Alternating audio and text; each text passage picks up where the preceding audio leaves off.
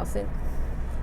Bom, pessoal do canal Viajando Natureza, estamos indo para a Serra do Montijumo conhecer a fábrica de gelo, que é muito conhecida aqui em Portugal, né? Vamos lá, dá uma olhadinha. Siga conosco. Isso aqui é o escritório que você paga 2 euros por pessoa. Aqui, ó. Quando for às 14 horas a gente sai. É isso aí, estamos aguardando o nosso guia para ir para Real Fábrica de Gelo. Ó, já estou com os ingressos aqui, vou mostrar para vocês aqui os ingressos.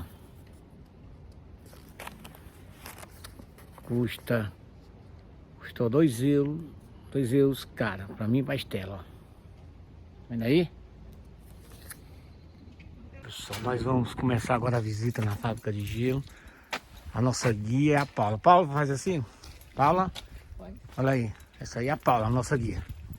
Vamos lá. Em Portugal começa cerca de 1580 com o rei Filipe II de Espanha, primeiro de Portugal. Quando chegou cá, ele fez então questão que na sua mesa fossem servidas as bebidas frescas e os sorvetes, que nós agora chamamos latos, mas à altura eram sorvetes. No Brasil continua assim, Sorvete. Era um costume, portanto era hábito nas cortes europeias, como eram países onde nevava bastante, em França, em Espanha, Itália, portanto as pessoas limitavam-se a recolher a neve e a consumi-la, ou seja, nas bebidas e nos sorvetes. Cá em Portugal não é um país que neve assim com tanta intensidade, então quando ele chegou foi complicado satisfazer o pedido do rei. À época, escavaram-se 7 poços no interior da Serra da Lousã, num sítio chamado os Poços do Coentral, que é em Castanheira de Pera. Portanto, isto era o que se fazia na Europa também. Escavavam-se poços no interior da serra. Quando nevava, a neve era armazenada nesses poços, guardada durante o inverno, e no verão retiravam-se porções de neve, embrulhava-se em palha e serapilheira e conduzia-se até a Lisboa, portanto, em carros de bois, uma parte do rio, mas era sempre uma viagem que durava entre 5 a 6 dias. a chegar em Lisboa. A chegar a Lisboa. Ora, 50% ou mais da neve que saía da Lousã, ela derretia durante o caminho. Mas como não havia outra alternativa, até meio do século XVIII, a corte portuguesa foi abastecida desta forma.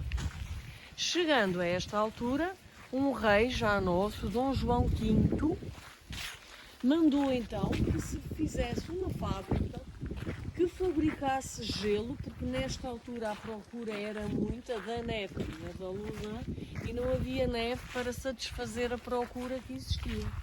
Então era necessário fabricar gelo e que fosse então o mais perto possível de Lisboa. Portanto, o gelo já era mais resistente ao transporte e, sendo perto de Lisboa, evitava-se que ele derretesse pelo caminho.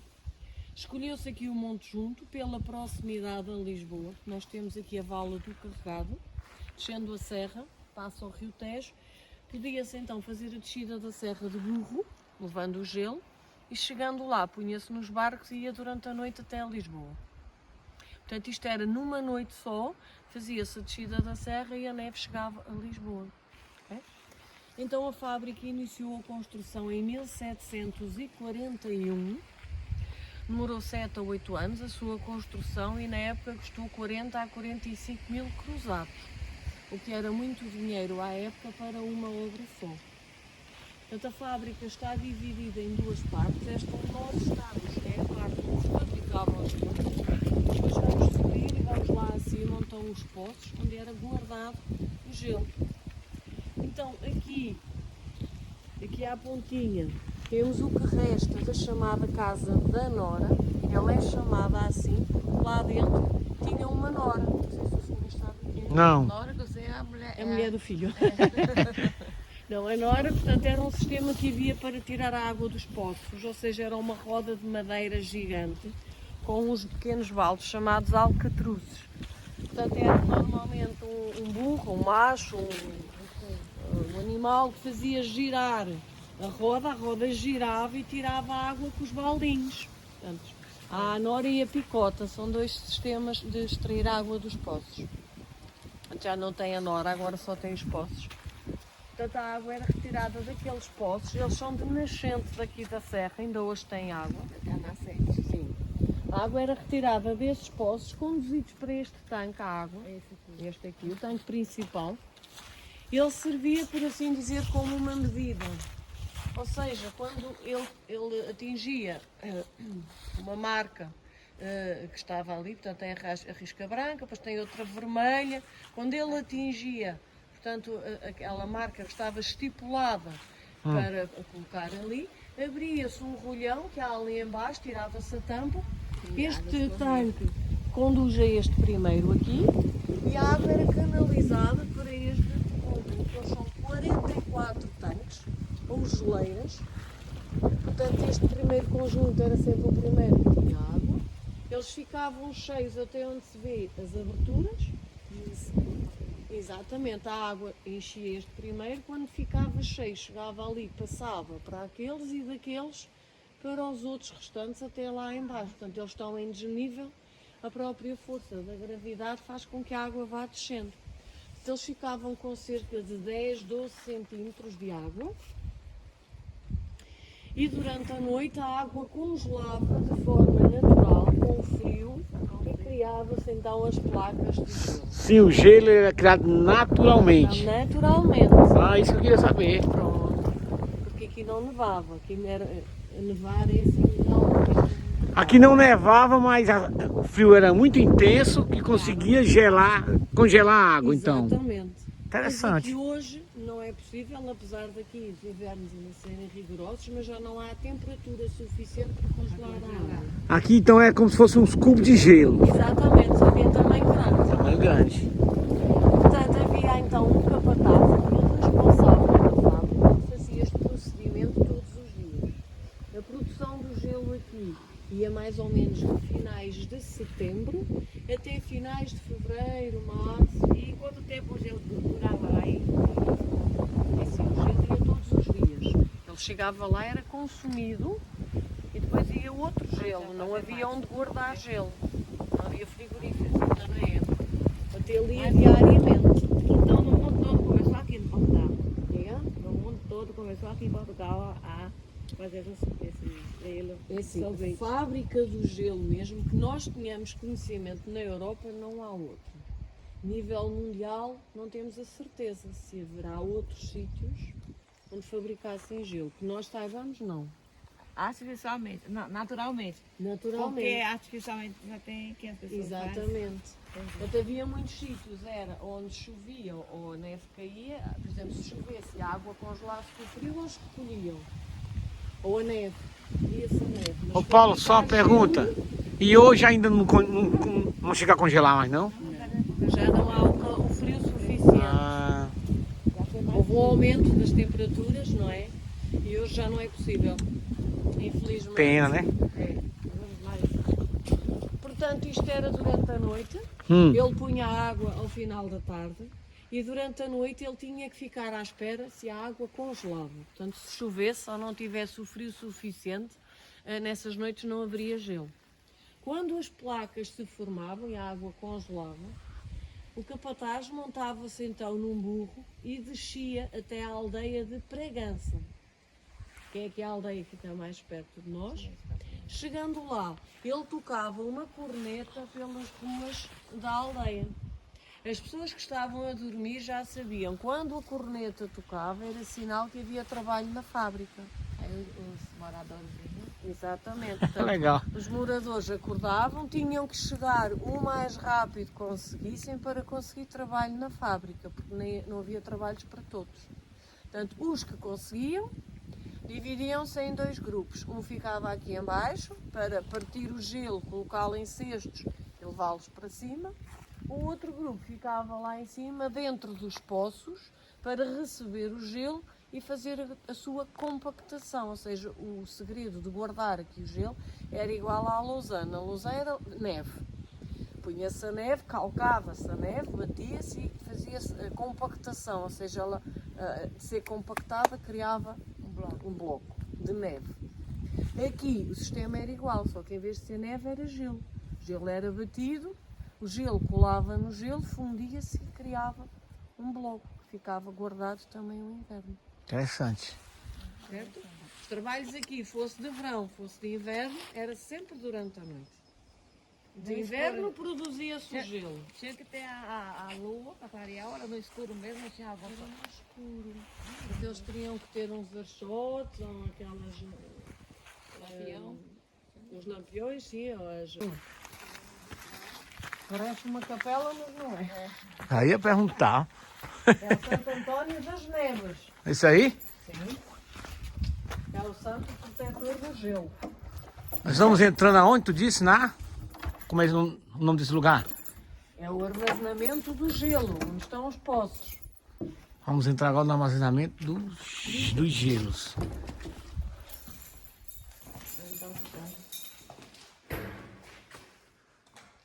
Hoje está moderno, né? Tem as luzes. Pois. Antes não havia luzes. Está mordomia.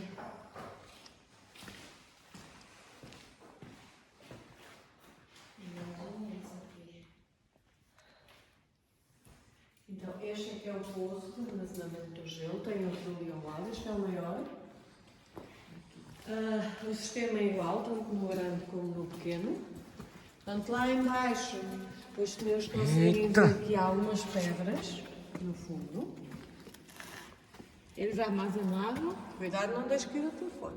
ficar já era. Mas não conseguimos ir buscar. Quer dizer que aqui era armazenado o gelo, era, Exatamente. Paulo? Colocavam o gelo aqui. Portanto, lá embaixo há umas pedras. Em cima dessas pedras existia um chão de madeira, portanto um estrado, onde era colocado o gelo. Isso servia de apoio para que ele não estivesse diretamente em contacto com o chão, mas também servia quando se ia criando o cubo do gelo, a água que ia derretendo passava através do estrado e escorria para o exterior, o que mantinha o bloco de gelo seco, portanto, senão ele iria descongelar. Ficava sempre congelado, então. Exatamente. Com um balde, o gelo era colocado nesse balde, descia e lá embaixo estavam sempre 3 ou 4 homens a trabalhar com uns socos, uns socos de madeira, que lhes isolava os pés do contacto direto com o gelo. Exatamente. Teriam um maço nas mãos que seria idêntico a este, claro que este é só uma réplica, para as pessoas perceberem como seria o maço, que era com o que era batido o gelo para fazer a sua compactação. Portanto, eles recebiam o gelo, dispunham os vários pedaços, encaixavam uns nos outros, até formar uma camada que forrasse o fundo do poço. Estando essa camada feita, iam-se fazendo camadas sucessivas e era o trabalho todo o inverno encher este poço e o outro que está ali mais pequeno. Portanto, no final do inverno, os poços estariam cheios com o gelo. Os homens que estavam lá dentro, apesar de estar bastante frio, com certeza que estaria, eles acabavam por transpirar com o esforço do seu trabalho.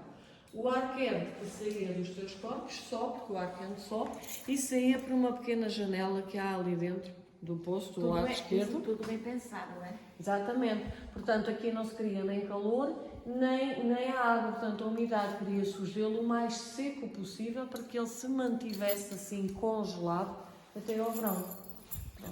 Só no verão é que se voltava para aqui para dar início a outra fase. Não o fabricar e armazenar, mas sim o ir lá para dentro, cortar pedaços de gelo, blocos, que eram depois colocados em bancadas de trabalho.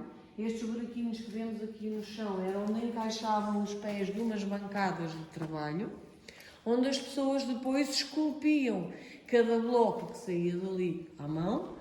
Depois de esculpido para ficarem mais ou menos idênticos, eram embalados em palha e serapilheiros. Esse que está ali, né? Ó. Ficariam com o aspecto desses traços. Espera ouvir?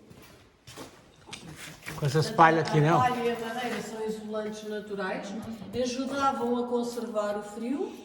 Depois de embalados, eles eram colocados neste depósito aqui. Que é outro depósito? É um depósito onde era colocado o gelo já embalado.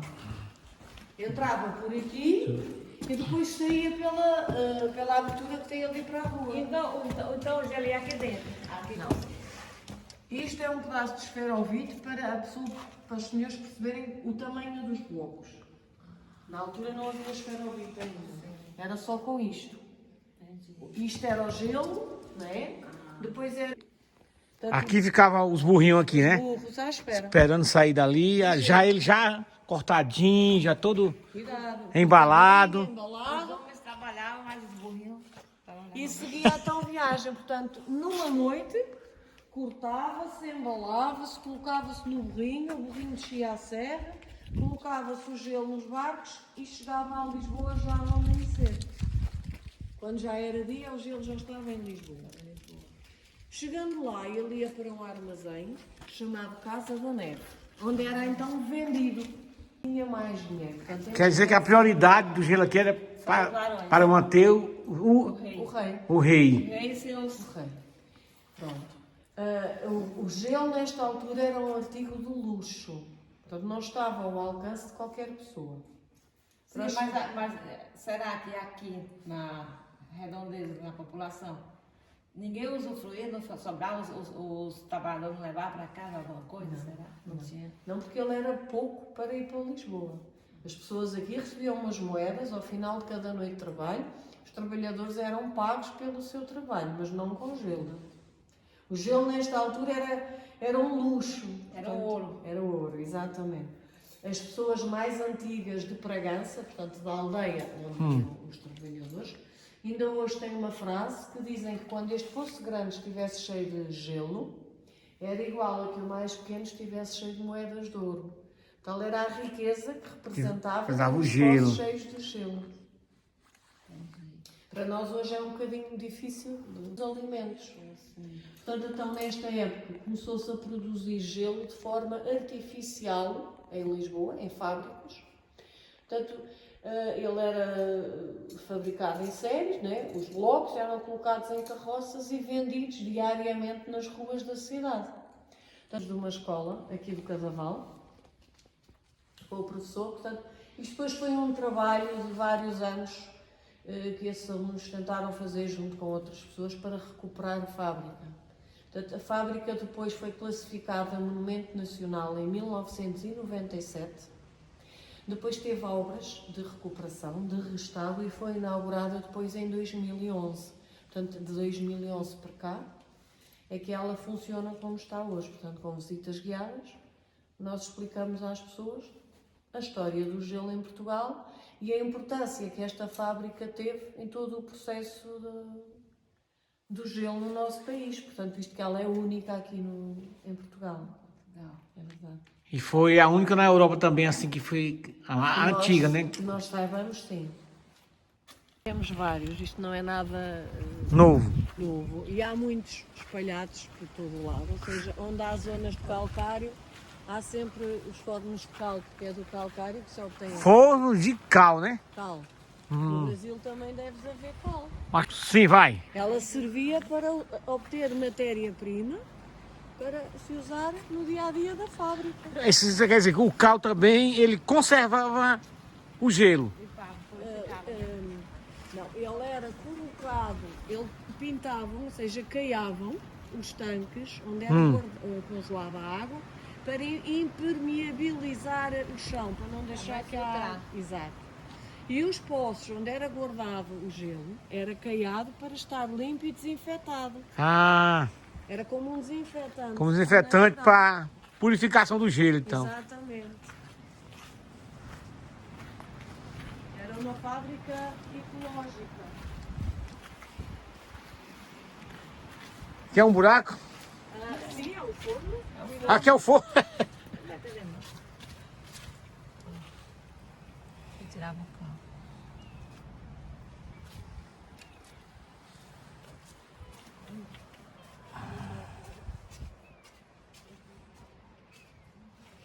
Sei que essa árvore aqui é centenária da época da fábrica do gelo.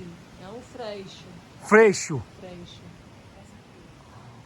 Tá vendo aí essa árvore aqui, ó? É um freixo, só que é mais pequeno. É ali no meio do mar. Pronto, pessoal, aqui tem água. Antigamente, esses cubos ficavam tudo cheio assim de água. O frio era intenso, que a natureza mesmo fazia o seu trabalho. Tá vendo essa água aqui? Aqui congelava e ficava, né, uma barra de gelo. Olha aí o tamanho que era. Ó. Aqui como fosse aqueles cubos, né, que tem na geladeira. Você coloca no congelador para congelar. Olha o tanto. Vou passar aqui, mostrar o resto para vocês.